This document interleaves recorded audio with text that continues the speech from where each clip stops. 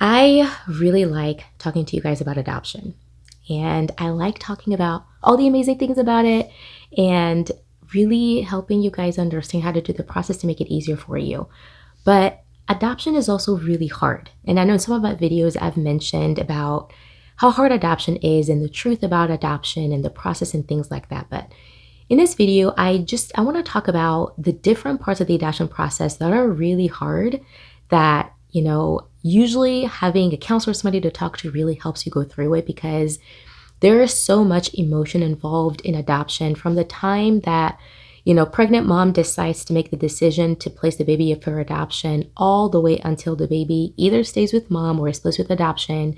There's so much that happens during, those months that it's serious emotional roller coaster. So, you know, what I find is that a lot of people, they start the adoption, and really the number one thing that's really hard for folks is the unknown. Okay. And that's something that it's so hard because no one can guarantee you the outcome of your adoption. All we can say is this is the best way for you to get positioned to do it well. This is the best way to go about it. This is how the process works. But at the end of the day, no one can give you 100% guarantee that that baby is actually going to come home, right? And so that makes it so hard because, as well intentioned as a lot of adoption professionals are, or friends and family in your circle, and as much as you want to, believe in those support and all that stuff, it's still really hard when you go to sleep at night. You're still wondering, like, is this really going to actually work? Am I really going to be able to bring that child home that I've dreamed about for so long? And that's really hard about the adoption. And I find that that's one of the things that actually keep people from taking that step a lot of times is because of the unknown. They're like, well, if I can guarantee it, then I'm just gonna not do it. And that's just something that no matter what type of adoption you want to do, you just have to take that leap of faith, and hope that it's going to work out in the end. And so that's kind of like the first phase of the hardest part of the adoption process is even starting it and trying to figure out like the certainty piece. Then once you're brave enough to actually start the adoption process and you start doing your home study and all those other things that come with the adoption process, now you're dealing with, professionals and caseworkers and unresponsiveness. Like how many of you would you say that you've called an agency, whether it was DHHS in your state or some private agency or some lawyer and you haven't heard back from them? Show of hands or comment below, let me know. So it's like, man, you just can't get a break, right? You start the adoption process now, and now you're like, nobody's giving me a call back. I actually really want to adopt these, sibling group, and I'm getting rejected left and right. I actually knew a family who had, given their profiles to, I don't know, some crazy number like 10 or 20 states for adoption, and they were all rejected because the states were looking for families in their own states to adopt those kids. And I'm thinking, man, yes, the state always talks about how they need foster parents. They always talk about how they want more people to step forward. But then when people step forward, then they put up all these walls that actually keep people from adopting, right? So they have silly rules like we only want families in our state to adopt the kids in foster care. Well, if no one is coming forward in that state to adopt that kid, why wouldn't you let, a family from another state adopt them? Now, of course, I understand, this is where they've lived their whole life, school, friends, all that kind of thing. You will have to consider all of that.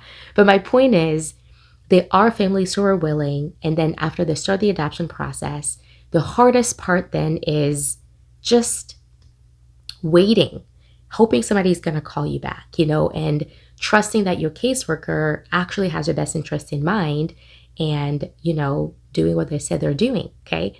Now, when you get to the tail end of the adoption process, let's say you're adopting a newborn or you're adopting out of foster care, right? And that child is now in your home, or for a newborn, you're going to the hospital to meet that baby, right? And you get there and you have the shock of your life. Mom, didn't tell you that baby had some type of medical condition because she was afraid that you might change your mind.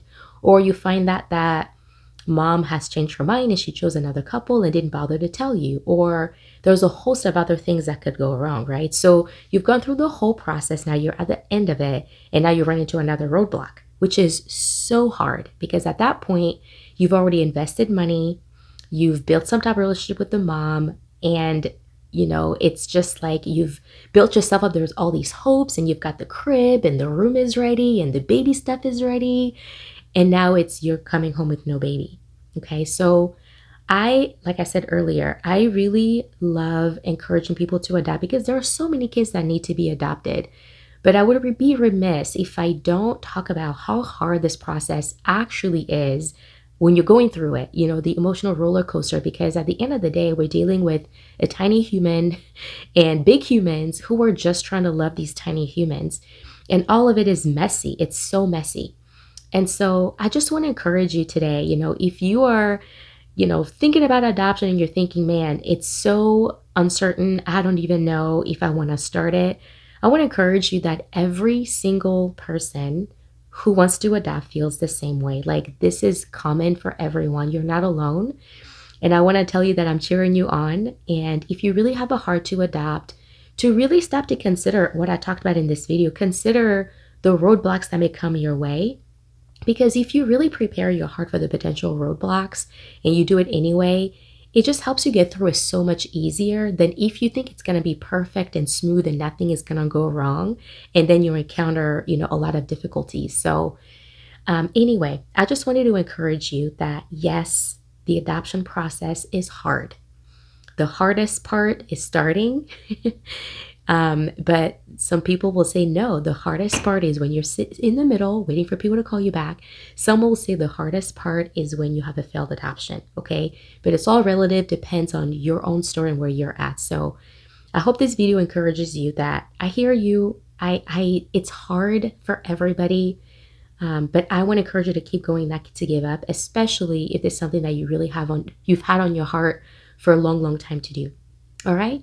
Now, if you want to watch more videos about how to adopt, click the link right here and watch this video about how to adopt a newborn. All right. Thanks, guys. Thanks for watching. Bye-bye.